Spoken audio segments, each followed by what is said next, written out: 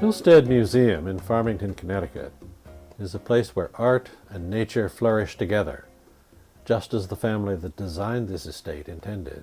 Hillstead is a colonial revival house built at the turn of the 20th century and maintained today just as it was when the family that built it lived here. Hillstead is their outstanding art collection. Hillstead is 150 acres of fields, trails, and scenic views.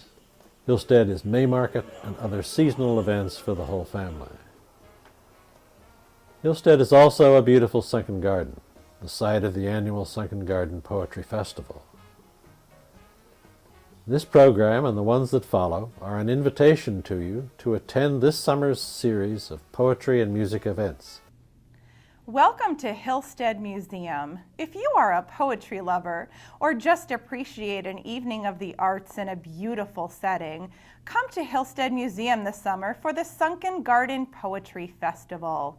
Beginning on June 24th, the festival offers poetry and music on 3 Wednesday evenings and 2 Sunday afternoons all summer long.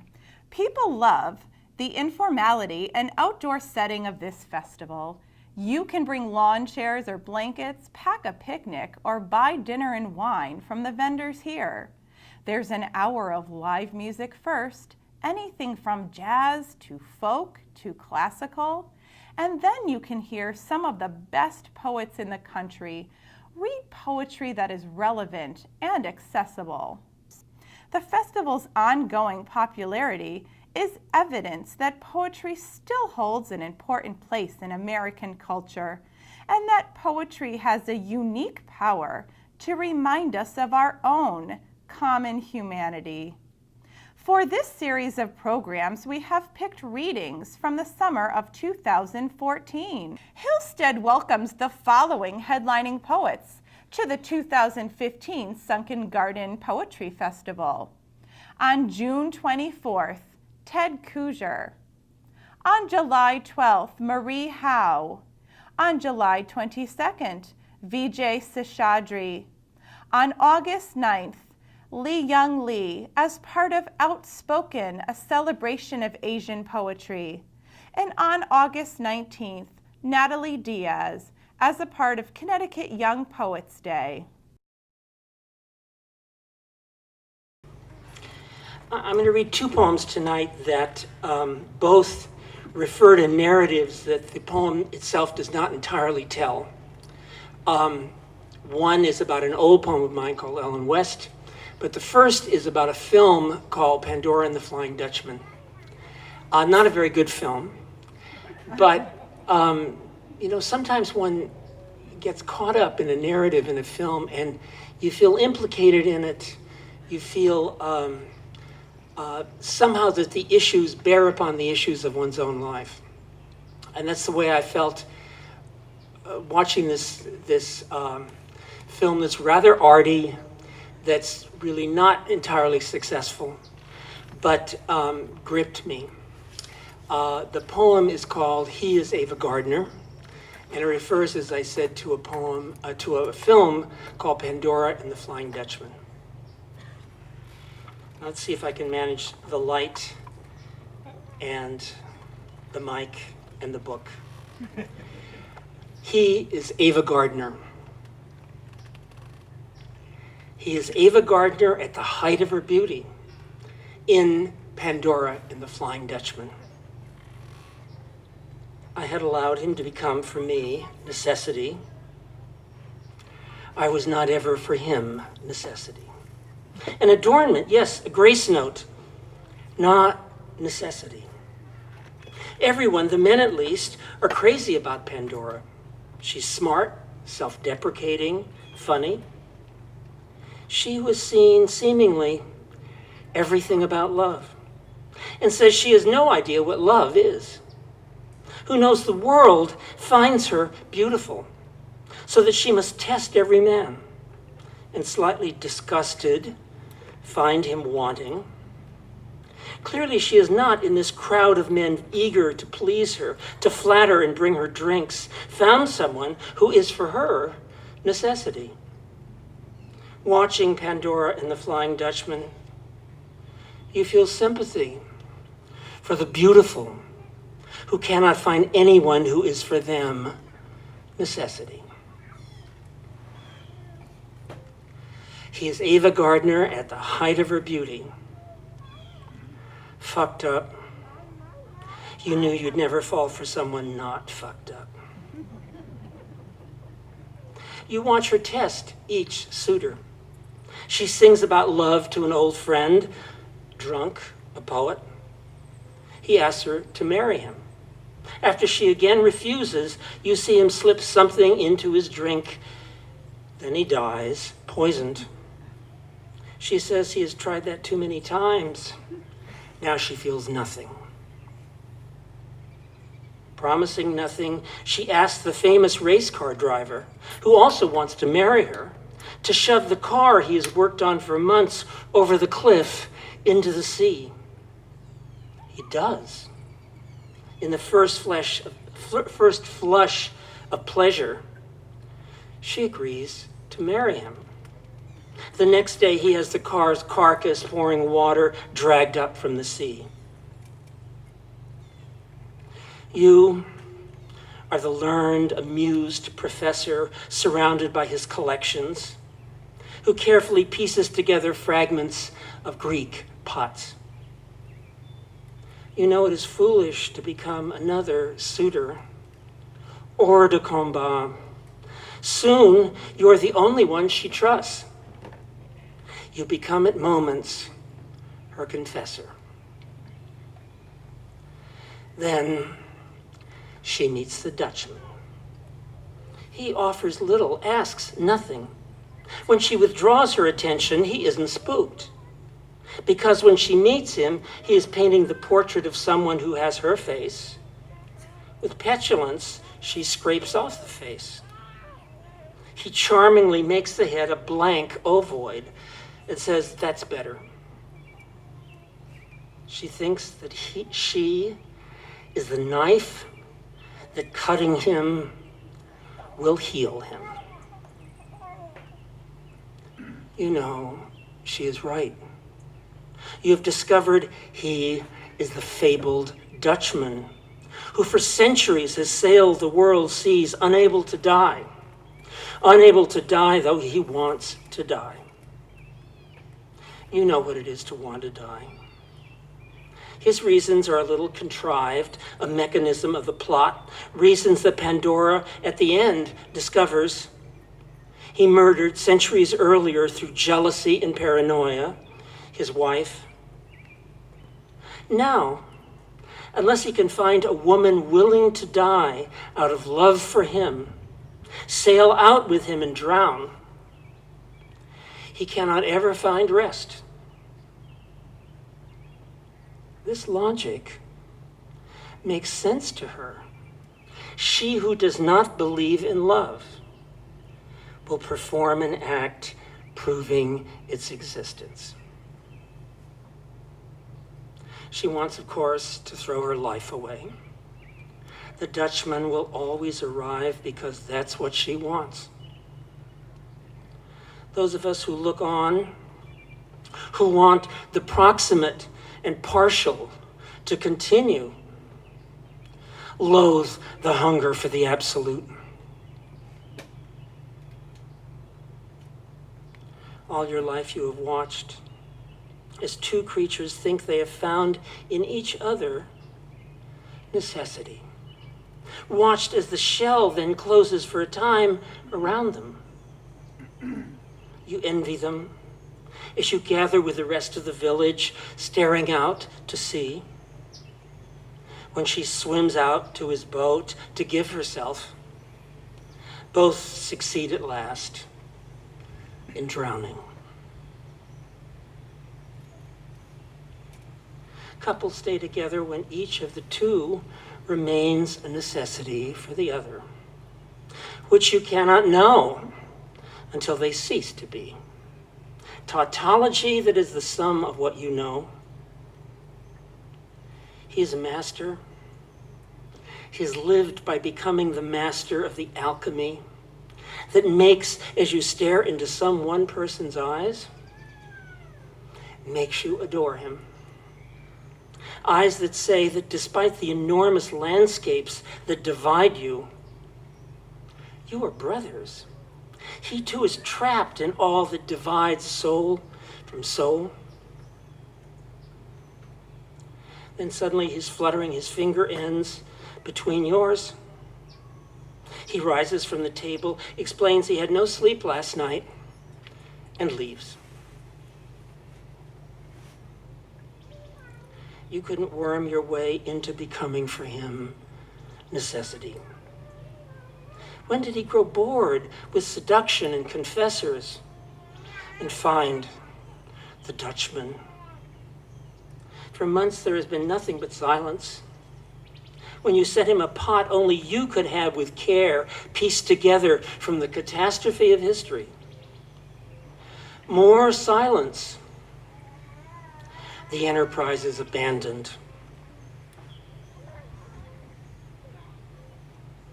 Something there is in me that makes me think I need this thing, that gives this thing the illusion of necessity. As enthralled to flesh as I, he could not see beneath this old face I now wear, this ruinous, ugly body, that I am the Dutchman. But nobody knows when living where necessity lies. Maybe later, if history is lucky, the urn will not refuse to be pieced together. This is neither good nor bad. It is what is.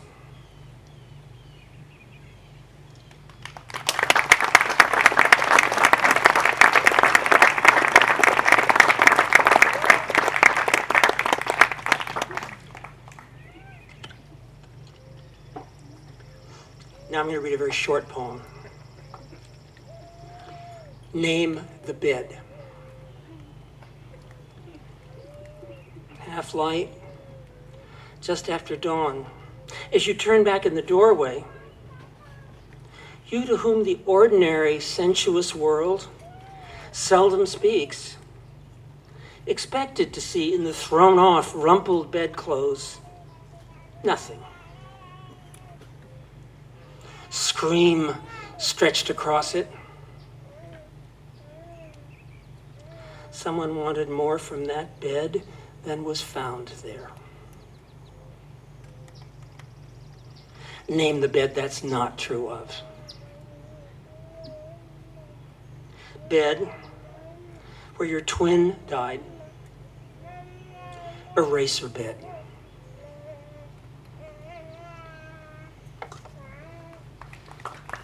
Don't forget.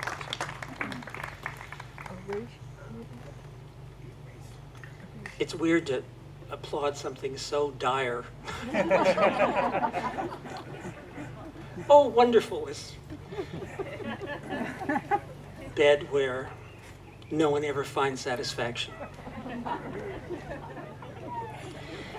This poem is about writing a poem in my second book called Ellen West.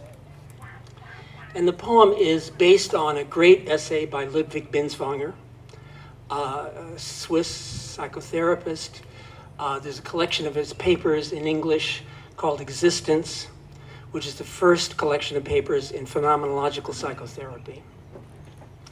And the great difficulty of writing the poem initially was in simply living in any way up to the essay by Binswanger, which is really a very great essay. Well, this poem is about writing that poem.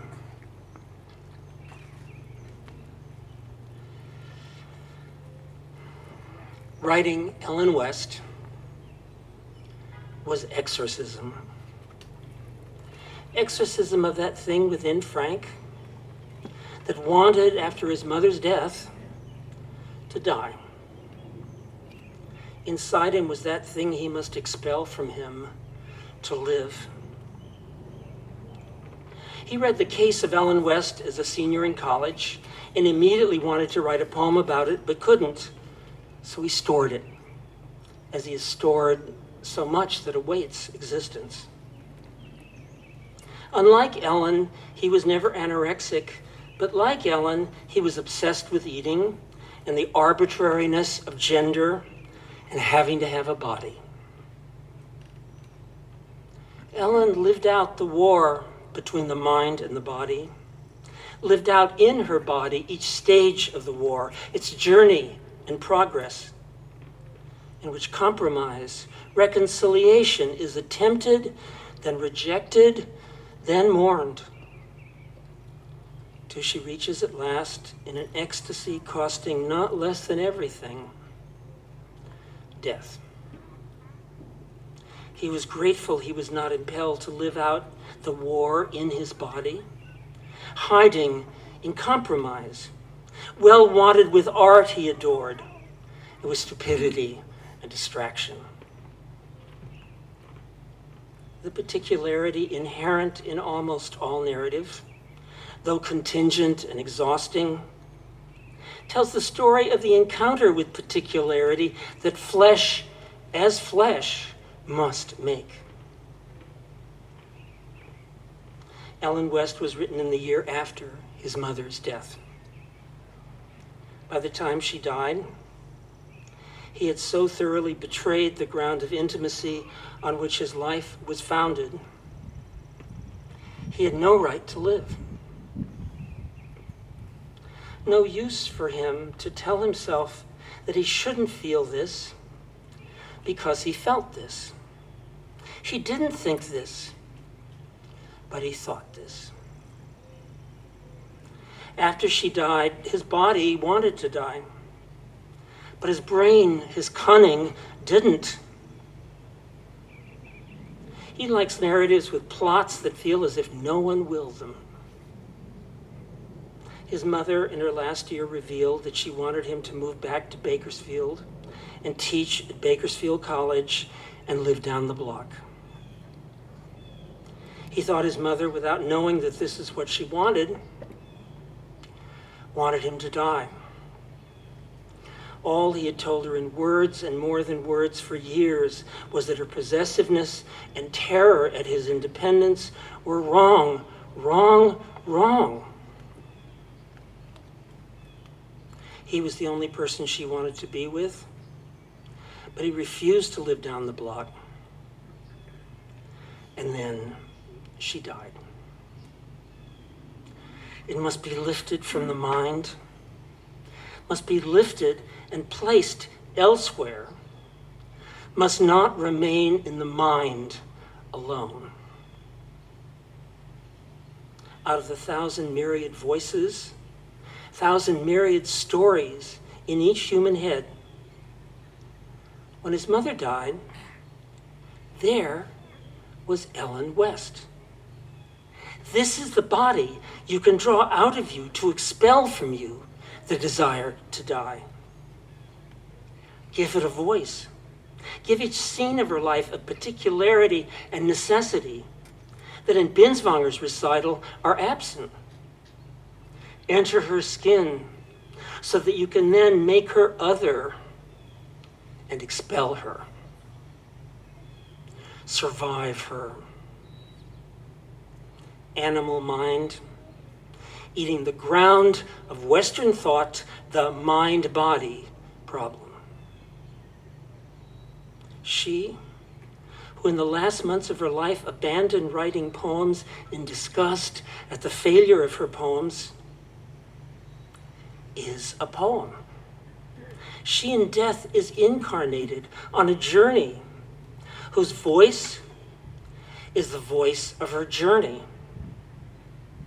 Arrogance of Plutarch, of Shakespeare and Berlioz, who thought they made what Cleopatra herself could not make.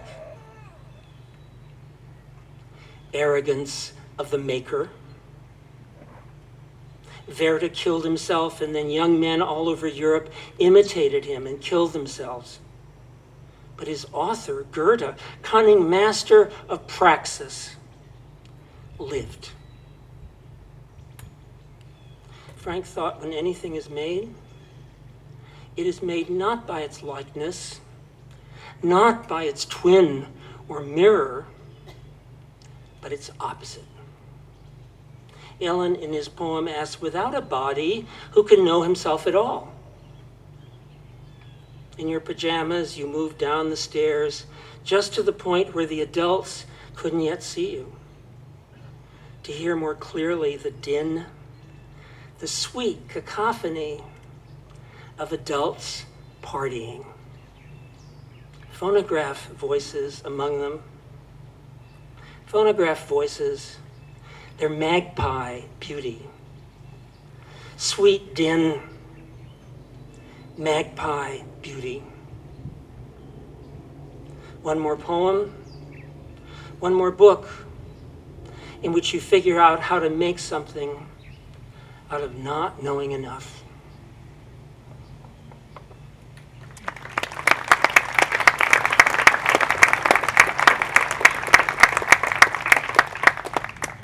I do feel every act of making is learning how to make something out of not knowing enough.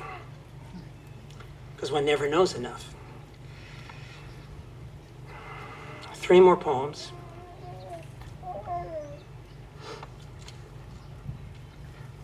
This is called Mouth.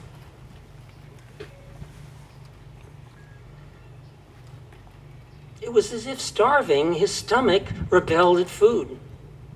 As quickly as he ate, it passed right through him. His body refused what his body needed. A recipe for death. But he said, what others think is food isn't food. It passed right through him. He shoved meat into his mouth, but still his body retained nothing. Absorbed nothing. He grows thinner. He thinks he cannot live on nothing. He has the persistent sense that whatever object he seeks is not what he seeks. Now he repeats the litany of his choices. Love, which always to his surprise exhilarated even as it tormented and absorbed him. Unendingly under everything, art. Trying to make a work of art he can continue to inhabit. The choices he made, he said he made almost without choosing. The best times, I must confess, are when one cannot help oneself. Has his pride at his intricate inventions come to nothing? Nothing he can now name or touch is food. Sex was the bed where you learn to be naked and not naked at the same time. Bed where you learn to move the unsustainable weight inside. Then too often, lost the key to it. Faces too close that despite themselves promise, then out of panic, disappoint. Not just out of panic, only in his mind is he freely both here and not here. The imperious or imagined needs of those you love or think you love demand you forget that when you smell your flesh, you smell unfulfillment. We are creatures, he thinks, caught in an obscure, ruthless economy. His hunger grows as whatever his mouth fastens upon fails to feed him. Recipe for death. But he's sure he'll learn something once he sees La Notte again. He's placed Duino elegies next to his bed. He craves the cold catechism Joyce mastered, writing Ithaca. Now he twists within the box he cannot exit or rise above. He thinks he must die when what will not allow him to retain food makes him see his body has disappeared.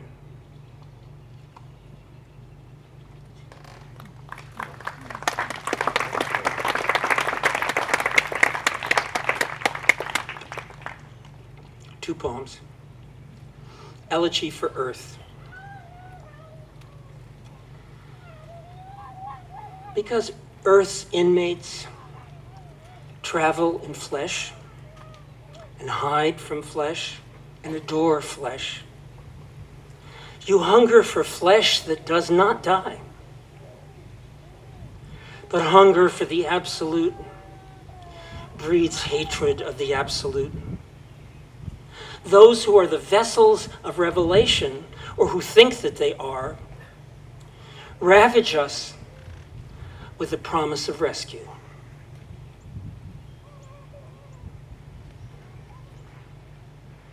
My mother outside in the air, waving, shriveled, as if she knew this is the last time. Watching as I climbed the stairs, and the plane swallowed me. She and I could no more change what we hurtled toward than we could change the weather. Finding my seat, unseen, I stared back as she receded. They drop into holes in the earth. Everything you loved and hated as you will drop. In the moment when all was possible, gone. You are still above earth. The moment when all and nothing is possible, long gone. Terrified of the sea, we cling to the hull.